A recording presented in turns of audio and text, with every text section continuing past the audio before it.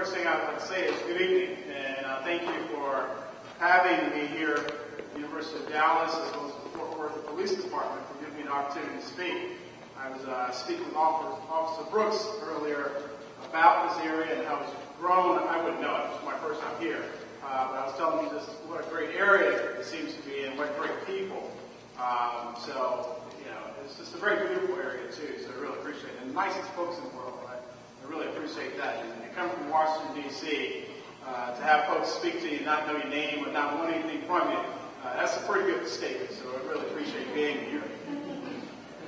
Again, I'm the director.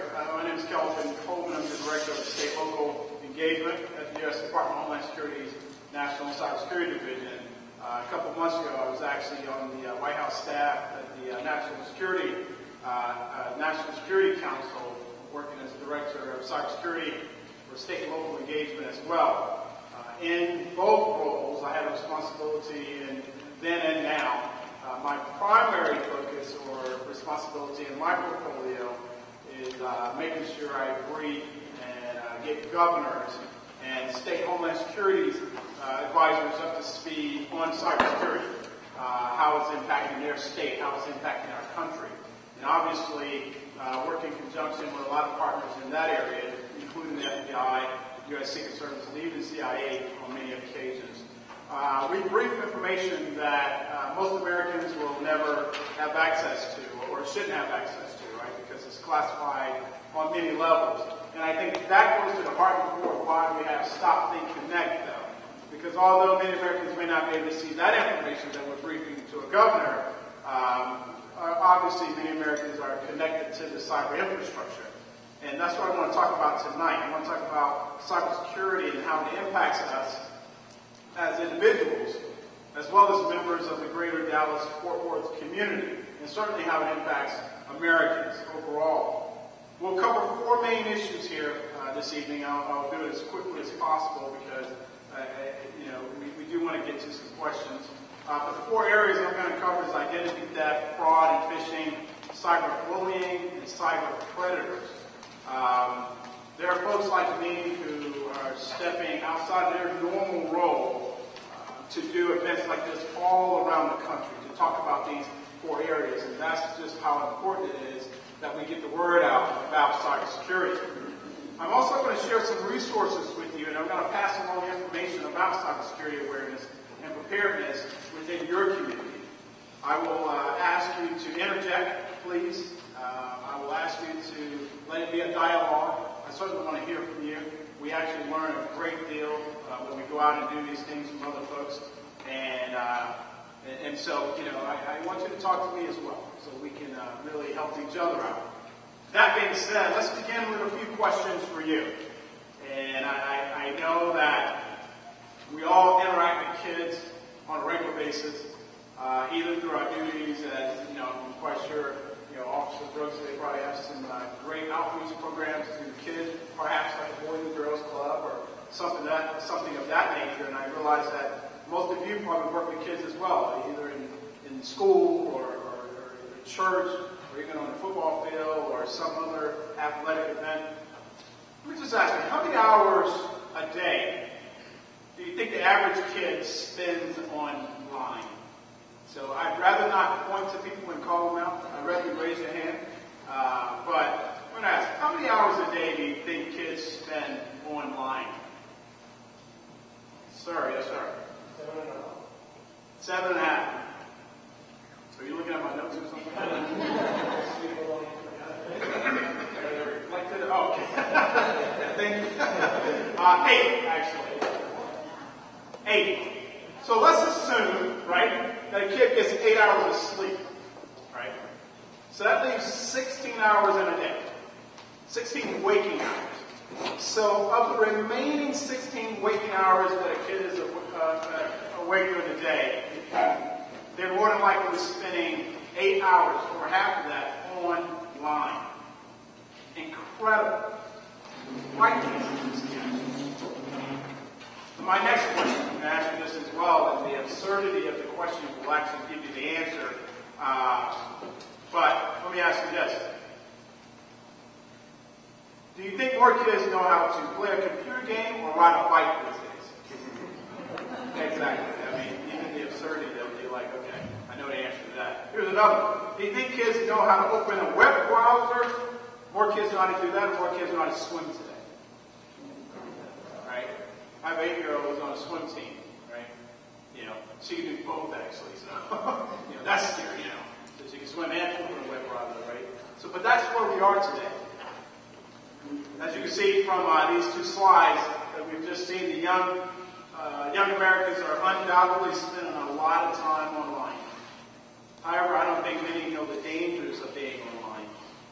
And I certainly don't think they understand what they can do to protect themselves. And that's why we're here today, talking with you all, talking to not next year's leaders, but today's leaders, talking to you as community leaders, talking to you as folks who are taking business classes at the University of Dallas, or thought leaders at the University of Dallas that can help your community, that can help your friends, that can help your family understand just how important it is to be cyber safe. Before we get into the specifics, let me give you a little bit of background on the Department of Homeland Security's Stop, Think, Connect campaign. In 2009, President Obama recognized the strategic importance of increasing education, awareness, and dialogue about cybersecurity. Now, I will say this is not a one-party issue. This is not even a bipartisan issue. This is very much rooted in non-partisanship. One of the few issues in Washington and around the country that's rooted in non-partisan, because we all connect to the internet in some fashion. And in fact, President Bush, obviously former governor of the Lone Star State, started a few initiatives as well as it relates to cybersecurity. And so both parties have recognized the importance of this. And in 2009, President Obama took it to another level when he issued his cyberspace policy review, which has become the blueprint of how the country is going to deal with cybersecurity issues in the 21st century. As part of the review, the Department of Homeland Security was tasked with creating an awareness campaign, and obviously that turned out to be Stop, Think, Connect. Now, Stop, Think, Connect is the equivalent of Smokey the Bear, right? And I think we all, we've grown up, Smokey the Bear said what? Only you can prevent forest fires, right? This is the dialogue part. You can let me know what you think. McGruff, the crime dog. Everyone except Officer Brooks can answer this, right? McGruff says what? Only you? Well, I don't think it says only you. You can take a bite out of crime. Yes, ma'am. That's exactly right.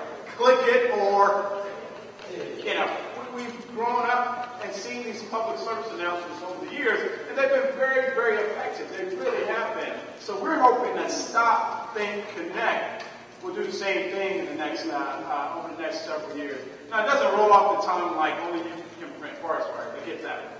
Certainly not click it or ticket. But I think in a few years, we'll all understand that Stop, Think, Connect is a major campaign that we all need to take part in. Our hope is that Stop, Think, Connect will help Americans understand the risks that come with being online. To those of us in the room, many of you may be highly technically proficient. And so as we go through the talk, I don't necessarily want you to say, oh my God, this is intuitive stuff. This is stuff that everyone knows. Not true. If everyone was aware of this information, we wouldn't have some of the challenges that we have, because to help with this issue, there are some very basic things we can do to really help our situation out. The Space Policy Review demonstrates that it's imperative that not only the federal government, but state government, industry, academia, local entities, it's absolutely critical that we explain the nature of the cyber challenge, not only to our personal lives, but to the national security of this country. After all, people cannot value cybersecurity without first understanding how much is at risk. Many of you remember, and many of you may not remember. This is similar to the period after the launch of Sputnik, the satellite, in October of 1957. The United States finds itself in a global race that depends on science, technology, engineering, math, and business skills. While the United States, of course, remains the most dynamic economy, notwithstanding some of the current challenges we're going through, we're still the most dynamic economy in the world, and the most positive environment for information information technology firms in the world. And our nation must develop a workforce that can compete on a global level and certainly sustain America's leadership position in the world. And so I come to you today, yes, talking about Stop, Think, Connect, an awareness campaign, but this is much more than an awareness campaign. This is a campaign to be sure that our great country stays in the forefront on this particular issue. The internet was born in the United States. So obviously we do it the best at this time. We want to keep that position because it's so critical to our national security. It's critical to your personal security. The first step in developing a skilled cyber workforce, of course, starts right here with the students, faculty, staff at the University of Dallas, certainly with personnel at Fort Worth PD. We want to be sure that we are generating awareness among this group so that they will consider going into the cyber workforce. Because the awareness, if we don't have that awareness, is certainly a threat to our country. Because our country is facing malicious actors online.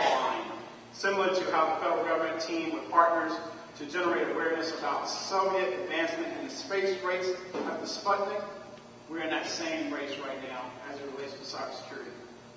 During the first year of the campaign, our target audiences have been the largest group of internet users, teens and young adults, and of course their parents.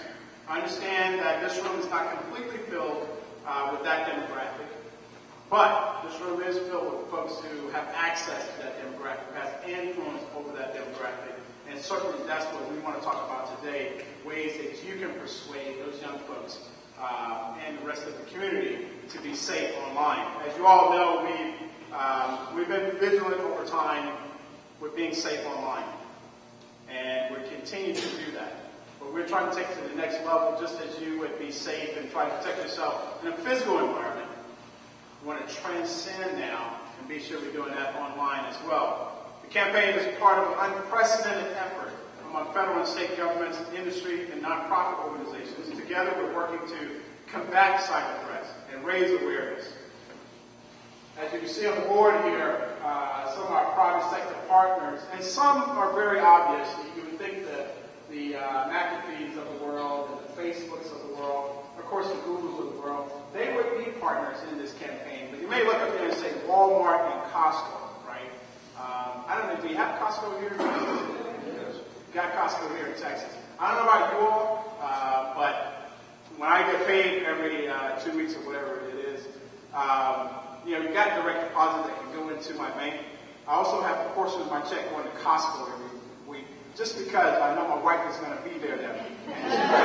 She's going to buy something, and my God, woman, how many rolls of toilet tissue do we need? Well, my entire basement is just paper towel and toilet tissue. So we'll be prepared if something ever happens. But Costco keeps an incredible amount of information on us, personal information that we want Costco to keep. I don't want the criminals to get the information Costco has about me, about you, Walmart, same thing. And so we have partners up there. You may say, well, what are they doing up there? Well, that's why those folks up there. And obviously,